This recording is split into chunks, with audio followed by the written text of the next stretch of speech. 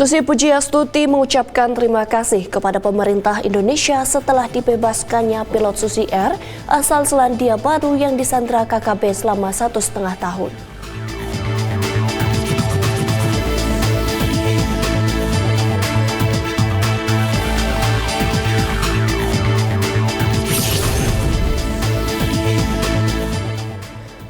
Pebalap menggelar deklarasi dan penandatanganan Zero Knalpot BC sebagai bentuk komitmen untuk menjaga penyelenggaraan kampanye pilkada yang aman dan damai.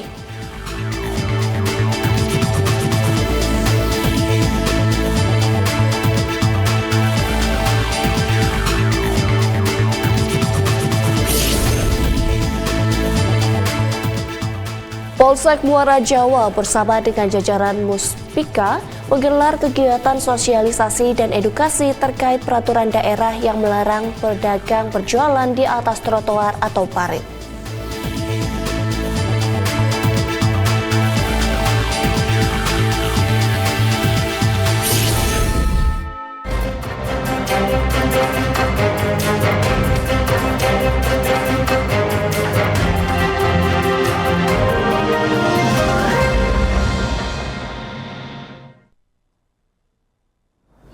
Selamat pagi pemirsa, Presisi Pagi kembali hadir edisi Senin 23 September 2024.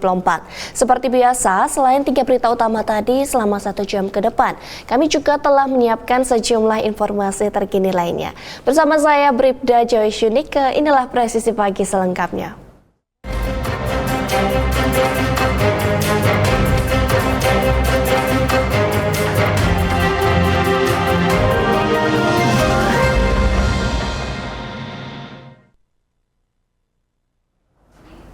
Pemirsa, personel unit Jatanras Polres Asahan berhasil mengungkap kasus perampokan sepeda motor dan penganiayaan di Dusun 1 Desa Saibalai, Kecamatan Meranti, Kabupaten Asahan.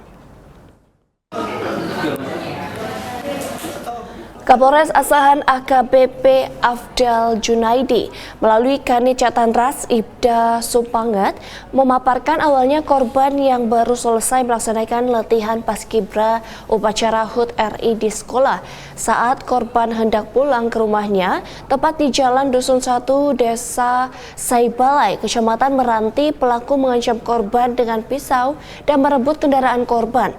Pelaku juga sempat melakukan tindakan asusila dan mendorong korban hingga terjatuh. Setelah kejadian tersebut, korban dengan ditemani ayahnya, korban membuat laporan ke Mapolres Asahan. Menindaklanjuti laporan tersebut, tim bergerak ke lokasi dan berhasil meringkus pelaku. Saat diinterogasi, pelaku mengakui perbuatannya dan mengaku bahwa sepeda motor korban dijual kepada abang iparnya berinisial H, warga Dusun 6 Rempah Kiri, Kabupaten Sergai. Kemudian tim melakukan pengembangan dan berhasil meringkus H dan R serta menemukan pisau yang digunakan pelaku dalam menjalankan aksinya. Saat dilakukan interogasi terhadap H dan R mengaku bahwa sepeda motor tersebut dijual kepada pelaku sebesar 2,5 juta rupiah. Setelahnya tim juga berhasil meringkus JH dan S yang merupakan penadah sepeda motor curian tersebut dan mengaku telah menjual sepeda motor tersebut kepada YP, warga Kecamatan Galang, Kabupaten Deli Serdang. Tim kemudian berhasil meringkus YP, namun sepeda motor tersebut telah dijual kepada seorang yang tidak mau disebutkan pelaku lokasi penadah tersebut. Kini keenam pelaku dan barang bukti yang berhasil ditemukan telah dibawa ke Mapolres Asahan untuk menindaklanjuti pemeriksaan lebih lanjut. Yang pertama, dasar hukumnya adalah Bapak Polisi nomor LP B574 7 Romawi 2024 SPKT Pelayasan Polres Sumatera Utara tanggal 23 Juli 2024. Ini adalah tindak pidana pencurian kekerasan di mana korbannya adalah seorang siswi SMA masih pelajar dan kejadiannya pada tanggal 22 Juli 2024. Si korban ini menjadi korban pada saat yang bersangkutan pulang latihan paskibra dan TKP-nya di Desa Meranti, Kabupaten Asahan. Si korban ini mengancam diancam oleh si pelaku dengan menggunakan sajam. Kemudian si pelaku juga melakukan pelecehan seksual kepada si korban dengan, mohon maaf, meremas bagian sensitif dari si korban juga. Kemudian si pelaku juga mengambil 1 unit sepeda motor Honda Vario 125 BK 4787 OAN warna merah, dan juga mengambil handphone Realme milik si korban.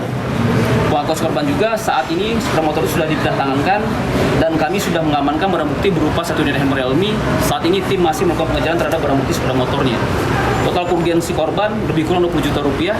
Dan pada saat ini kami masih mengambil keterangan dari si korban juga, karena pengakuan si korban juga selain itu juga ada juga mengamankan atau mengambil paksa baju sekolah dari korban juga.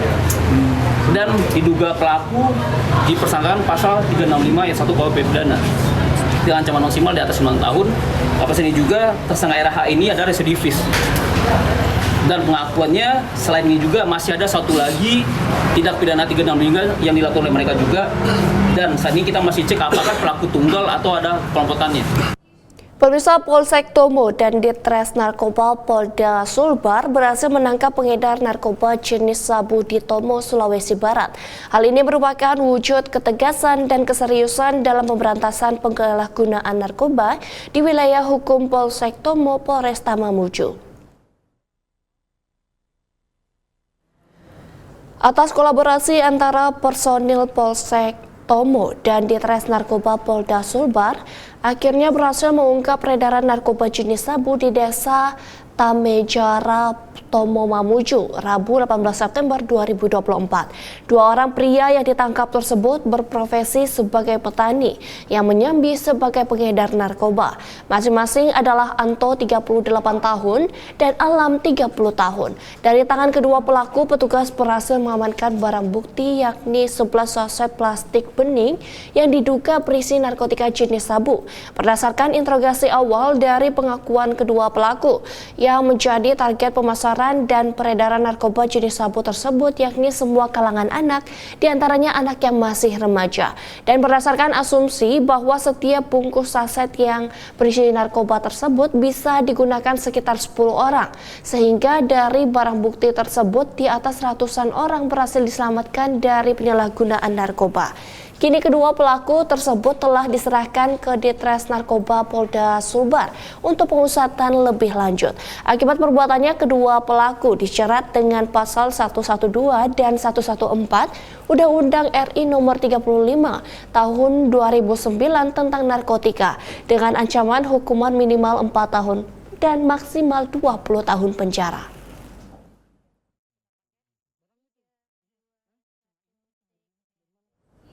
Pemirsa, beralih ke informasi selanjutnya, Polda Sumatera Barat berhasil menangkap tersangka berinisial IS pembunuhan gadis penjual gorengan di Padang Pariaman, Sumatera Barat pada Kamis siang. Hingga saat ini pihak kepolisian masih menyelidiki lebih lanjut untuk mengungkap kemungkinan adanya pelaku lain dalam kasus pembunuhan.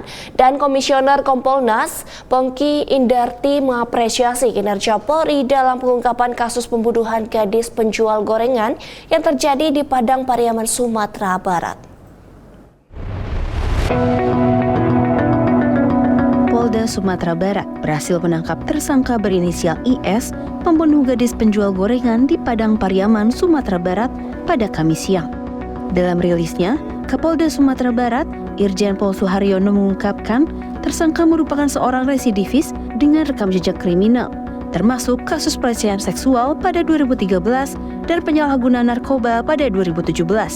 Tersangka berhasil ditangkap di sebuah rumah kosong setelah melakukan upaya pelarian. Berbagai metode investigasi diterapkan, termasuk bantuan K9 dan analisis barang bukti yang ditemukan di lokasi kejadian.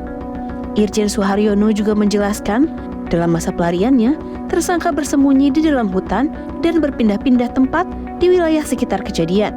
Meskipun sudah melakukan penyergapan beberapa kali, tersangka berhasil lolos hingga akhirnya ditemukan di sebuah rumah kosong berdasarkan informasi masyarakat setempat.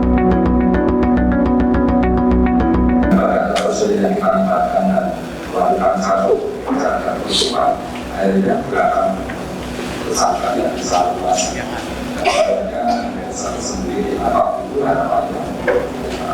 penyidik atau kita juga tidak akan melakukan situ. Tapi kembali tadi pada kondisi masyarakat dengan informasi karena apa yang dibilang. Kalau melihat sosok kemudian naik turun, dan mungkin juga akan atas selamanya bukan hidup ya, dia manusia yang perlu makan, pasti bisa jadi orang turun maka naik tadi. Tapi kan masyarakat juga tahu bahwa yang itu dan ada informasi itu harus bisa kita paham. Kapolda juga menjelaskan bahwa pihaknya masih akan melanjutkan pemeriksaan lebih lanjut baik terhadap tersangka maupun saksi-saksi lainnya untuk mendapatkan gambar lebih detail mengenai peristiwa ini. Keluarga korban saat ini juga menjadi fokus perhatian, mengingat beban yang ditanggung setelah kehilangan tulang punggung keluarga mereka. Sementara itu, keberhasilan Polri dalam mengungkap kasus ini mendapat apresiasi dari sejumlah pihak, salah satunya dari Kompolnas. Komisioner Kompolnas Pungki Indarti mengapresiasi gerak cepat Polri dalam menangkap pelaku.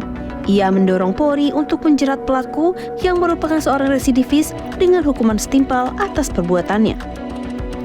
Kompolnas sangat mengapresiasi dan kami berterima kasih atas gerak cepat, kerja keras dari seluruh anggota Polri ini ya. Dan khususnya di sini Polda Sumatera Barat beserta Polres Padang Pariaman. Kami mengikuti proses pencarian tersangka. Pada waktu itu kami juga harap-harap cemas ya, ikut menghitung hari dan kemudian alhamdulillah kemarin sudah ditangkap pelakunya dan kami berharap yang bersangkutan diproses dengan dukungan scientific crime investigation sehingga nanti hasilnya profesional dan valid, tidak terbantahkan. Hingga saat ini pihak kepolisian masih menyelidiki lebih dalam untuk mengungkap kemungkinan adanya pelaku lain dalam kasus pembunuhan ini. Tim Liputan Polri TV.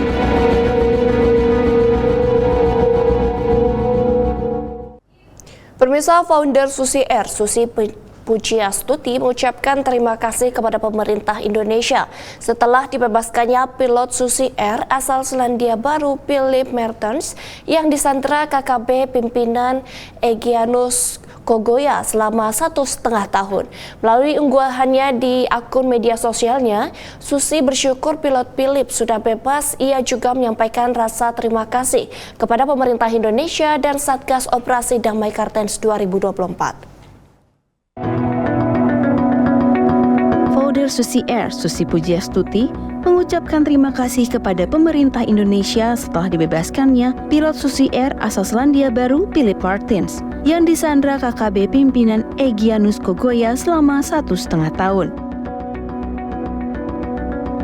Melalui unggahannya di akun media sosialnya, Susi bersyukur pilot Philip sudah bebas dan Susi Pujiastuti juga menyampaikan rasa terima kasih kepada pemerintah Indonesia dan Satgas Operasi Damai Kartens 2024. Terima kasih kepada Bapak Presiden Joko Widodo, Pak Menhan Prabowo Subianto, Pak Panglima TNI, Pak Kapolri, Pak Mendagri, Satgas Damai Kartens, dan seluruh pihak baik dari pemerintah provinsi, kabupaten di Papua dan juga seluruh aparat yang terlibat di Papua dalam pembebasan Kapten Philip Martens.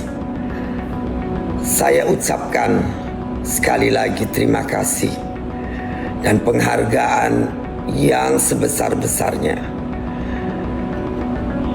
Tidak ada kata yang pantas untuk mengungkapkan penghargaan kami atas semua dukungan selama ini hampir 1 tahun 6 bulan. Kami prihatin, kami bersedih, namun akhirnya atas kerjasama dan dukungan dari semua pihak, Kapten Philip Martens telah bisa pulang kepada kami dan keluarga. Susi Pujiastuti mengaku telah menghubungi Kapten Philip Martens setelah bebas dari sandra KKB melalui sambungan video call. Susi mengungkap perasaannya campur aduk saat berkomunikasi dengan pilot berkebangsaan Selandia Baru ini. Susi menuturkan berencana menemui Philip secara langsung saat rombongan pesawat TNI AU yang membawanya di Halim Perdana Kusuma malam ini. Tadi saya sudah bicara di video call. Rasa sedih dan bahagia bercampur aduk luar biasa. Semoga malam ini saya bisa bertemu dan semoga Kapten Philip Martens sehat walafiat. Sebelumnya, Satgas Damai Kartens, gabungan TNI Polri berhasil membebaskan Kapten Philips setelah sekitar 1 tahun 7 bulan disandra kelompok kriminal bersenjata di Nduga, Papua. Menurut Kepala Satgas Humas Operasi Damai Kartens 2024, Kombes Pol Bayu Suseno, usai dibawa ke Jakarta, nantinya Mabes Polri akan menindaklanjuti terkait kepulangan Philips ke Selandia Baru.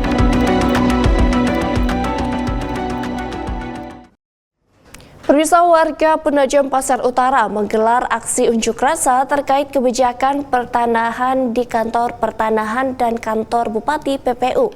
Personel Polres Penajam Pasar Utara melakukan pengamanan agar tidak terjadi hal-hal yang tidak diinginkan seperti provokasi yang memancing tindakan anarkis.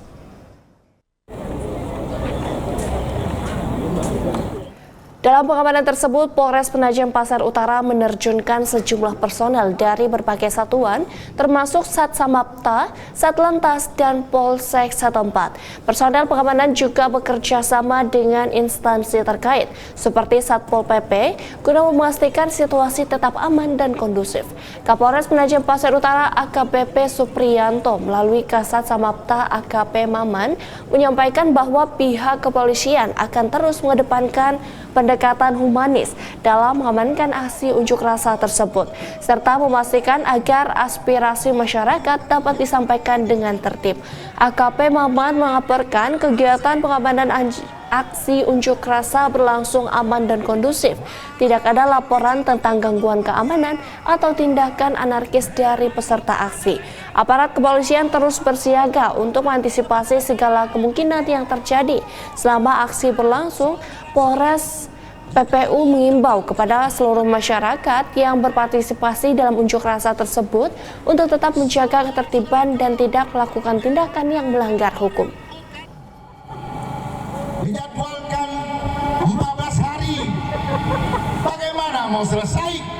Pemirsa, pemalang deklarasi dan penandatanganan zero knalpot bising pada masa kampanye pilkada serentak dilanjutkan istighosah dan doa bersama seluruh peserta. Informasinya akan kami hadirkan setelah jeda berikut ini.